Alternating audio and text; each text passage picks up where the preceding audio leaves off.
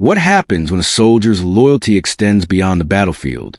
A former Ranger's silent kindness brought 4 military vehicles to her diner doorstep. The recognition that followed would change everything in this small military town. Rachel Miller was 33 years old, a former Army Ranger who had served 3 tours in Afghanistan before an IED explosion left her with a slight limp and nightmares that still jolted her awake at 0300 hours. Now she worked at Freedom Diner, a small establishment wedged between a hardware store and a gun shop in a military town near Fort Bragg, Virginia. Life followed a familiar pattern. Wake before dawn, position herself to face the entrance while prepping the diner, scan each customer for potential threats, a habit she couldn't break.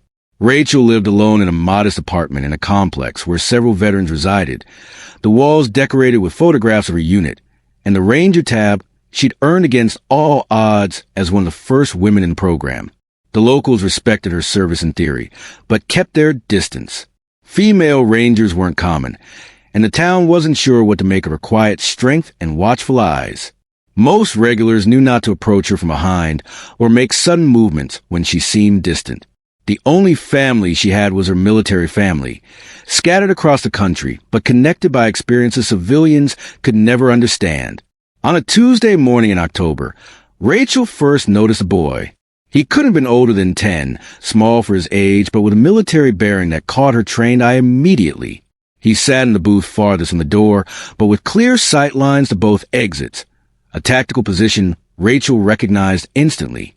His backpack was meticulously organized, visible contents arranged with military precision. The book open on his table was about military aircraft, advanced reading for a child his age. The first time, he ordered only a glass of water, sitting ramrod straight despite his obvious hunger. Rachel brought the water with a smile. "Anything else, young sir?" she asked, noticing his quick assessment of her limp. "No."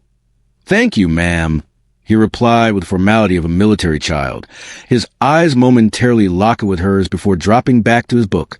The second day followed the same pattern. By the 5th day, Rachel had observed his routine. He would arrive at 0715 hours, precisely, 45 minutes before school began at the elementary 3 blocks away. He would sit, read, sip his water slowly, watching other customers eat full breakfasts. At 0755, he would close his book, offer a formal "thank you for your service," and leave having eaten nothing. Rachel recognized hunger. She'd seen it in villages overseas and in her own childhood, but she also recognized pride. On the 15th day, Rachel approached with a plate of scrambled eggs and toast. "The kitchen made an extra," she said, setting it down. Standard operating procedure is to offer it to customers before disposal. The boy looked up, suspicion battling hunger in his eyes. Military children were taught caution around strangers, even kind ones. "It's protocol," Rachel added, using military terminology deliberately. "Waste reduction directive." Something in her phrasing made the boy's shoulders relax marginally. He recognized the language of his world. "Thank you, ma'am," he said with a nod so formal it might have been practiced in front of a mirror. Their silent arrangement continued each morning. Rachel would bring extra breakfast, eggs and toast one day, oatmeal the next, pancakes when the mornings grew colder. The boy, Jason. She eventually learned from his school notebook, never asked for anything, maintained tactical awareness of his surroundings, and ate with the efficiency of someone trained not to waste. Rachel noticed other military indicators. The way he unconsciously stood at parade rests while waiting for his water, how he used his fork in his left hand, European style, common in military families stationed overseas, and how he scanned the room in the same pattern she did: exits, threats, assets. One morning, when she refilled his water, she noticed a dog tag partially visible under his shirt. Not a toy, but real military issue. Something about this kid's situation triggered her Ranger instincts. Something wasn't right. "What's with you and that silent kid?" Greg, the diner manager, cornered Rachel in the back after the 3rd week.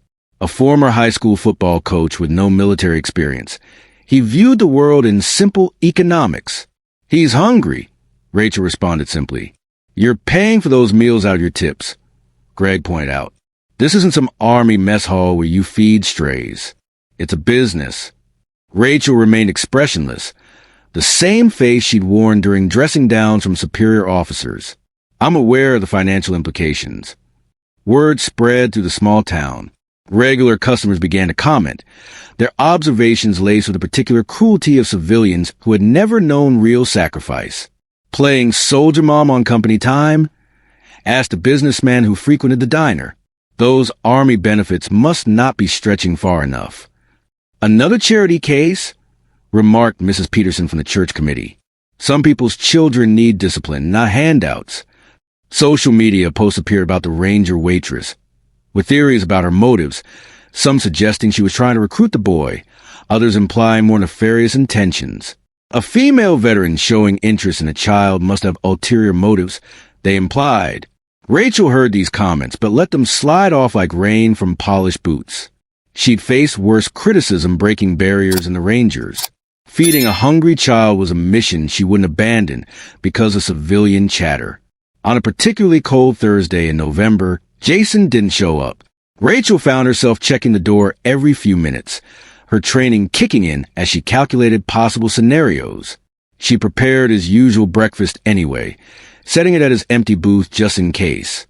"Waste of food," muttered an elderly customer as he passed by. "Told you those type never appreciate help." The untouched plate became a silent rebuke by closing time. Rachel wrapped the cold food and took it home, unable to simply throw it away. Jason didn't appear the next day either, or the next. A week passed with no sign of him. Rachel began to employ her Ranger reconnaissance skills, casually questioning the school crossing guard, mapping Jason's potential routes home, even driving through nearby neighborhoods during her break. "Told you," Greg said on the 10th day of Jason's absence, leaning against the counter with smug certainty. Military kids move all the time, probably deployed with his family to Germany or something. But Rachel's instincts told her otherwise. Military families didn't disappear mid-semester without warning. The precision of Jason's routine had been too ingrained, too disciplined for a sudden change. During this period, Rachel noticed customers taking photos of the empty booth where she still occasionally left a meal just in case. The next day, she discovered why. A local Facebook group had shared the images with a mocking caption. Freedom Diner's Ranger waitress now serving imaginary military brats. That night in her apartment, Rachel opened her footlocker, the one place she kept the pieces of her military life intact. Inside lay her Ranger tab, combat patches, and photographs of her unit. She pulled out a worn leather journal she'd carried through her deployments, turning to dog-eared pages. "Remember why we do this," her first sergeant had written in the front cover. Not for glory, not for recognition, but because Rangers lead the way, even when the path is hardest. As she sorted through mission photographs, a familiar face caught her eye, a Special Forces officer briefing her unit before a joint operation near Kandahar. The name tape was partially visible. R.E. Could it be Reed? Was there a connection to Jason? Rachel placed the photo aside and reached for her dog tags, running her thumb over the embossed metal. Rangers didn't abandon missions. They didn't leave people behind. The Ranger creed had been etched into her being through blood and sacrifice. I will never leave a fallen comrade. Wasn't Jason, in some way, part of that same military family? A child of someone who'd sworn the same oaths? She squared her shoulders, decision made. Whatever happened, whatever the town thought, she would maintain her post. If Jason returned, food would be waiting. Rangers didn't abandon their missions because of difficulty or public opinion. Rangers led the way, especially when no one else would. On the morning of Jason's 23rd absence, Rachel arrived at the diner with diminished expectations, but unwavering resolve. She prepared a small plate of pancakes just in case, and placed it at his usual booth. At precisely 0917 hours, everything changed. The first sign was a sudden silence that fell over the usually bustling diner. Rachel, refilling coffee near the window, looked up to see four black SUVs with government plates pulling into the small parking lot with military precision, forming a protective semicircle in front of the entrance. Customers stopped mid-conversation. Forks paused halfway to mouths. Outside, pedestrians slowed to stare as uniformed men emerged from the vehicles, standing at attention beside each door. From the lead SUV stepped a man whose bearing commanded attention before his uniform did. Tall, with a weathered face of someone who had seen too much sun and too little peace, he wore the dress uniform of a Special Forces colonel, chest adorned with rows of ribbons and medals that caught the morning light.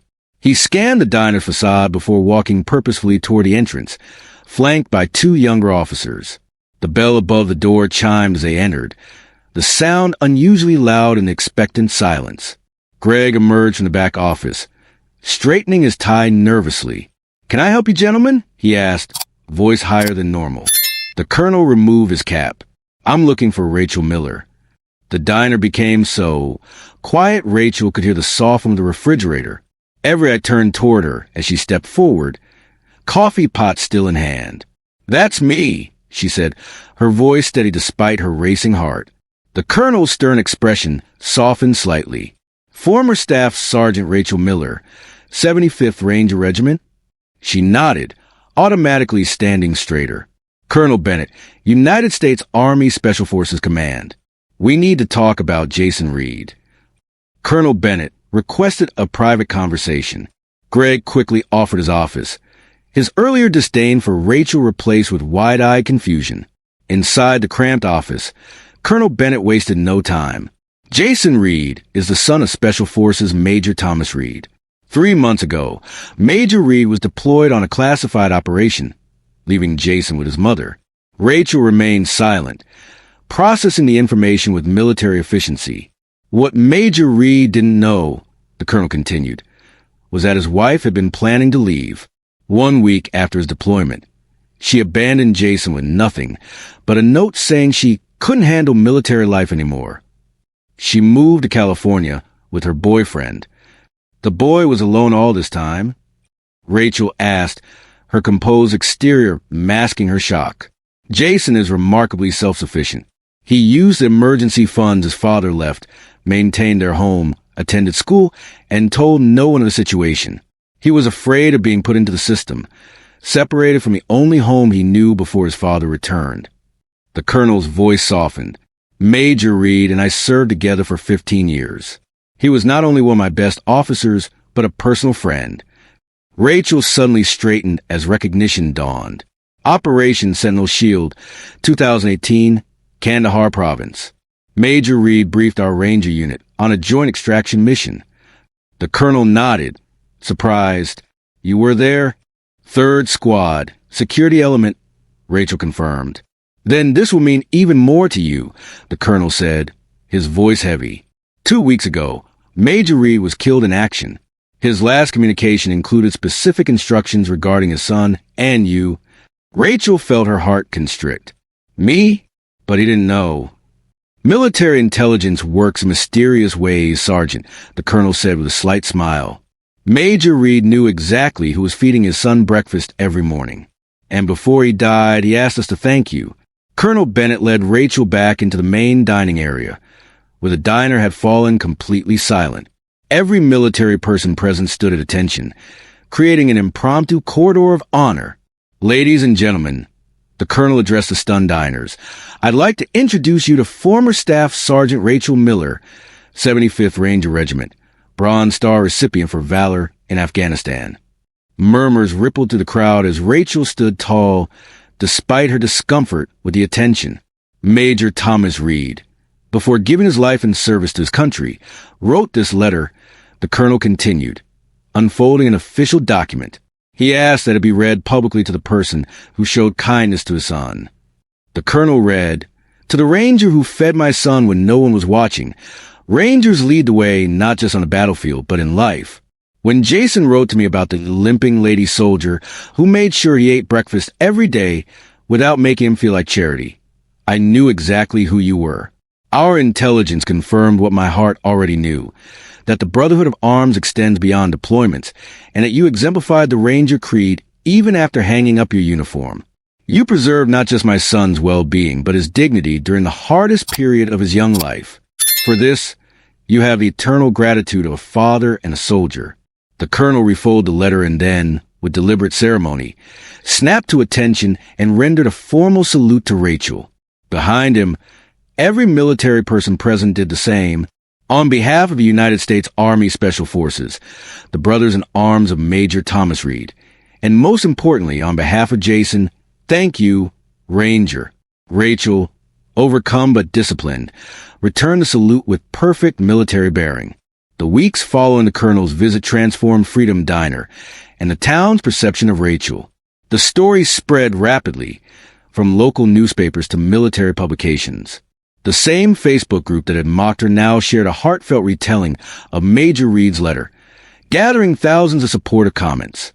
Greg, who had once begrudged Rachel's free pancakes, hung a framed Ranger tab beside the booth where Jason had sat. Beneath it, he placed a small plaque, reserved for those who serve and the families who wait. The booth was never empty again, occupied by veterans, active duty personnel passing through town, and occasionally by families clearly struggling but treated with quiet dignity by the staff. Rachel's section became the most requested in the diner. Customers left generous tips with notes of appreciation.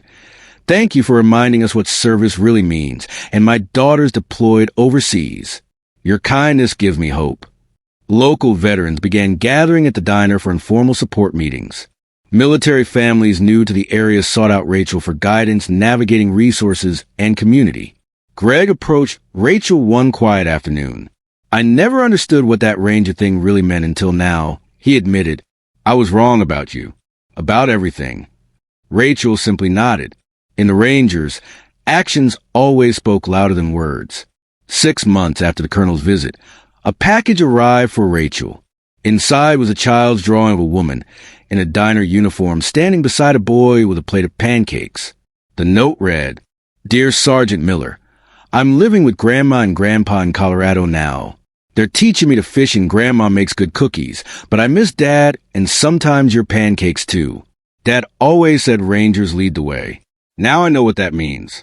Thank you for not asking questions when I couldn't answer them. Your friend and future Ranger, Jason Reed. Also in the package was Major Reed's combat knife, a sacred military heirloom passed to those they trust most. That evening, as Rachel hung the drawing beside her Ranger tab, she reflected on how small acts of kindness create ripples far beyond our vision. A plate of pancakes had preserved not just a child's well-being, but had honored a fallen warrior's legacy. The diner had become more than a place to eat. It was a waypoint for those who served and those who waited, a reminder that the military family extends beyond blood and uniforms. Sometimes the most important missions aren't found on battlefields, but in everyday moments where courage takes the form of simple human kindness. If you believe in honoring those who serve, please share the story and support military families in your community.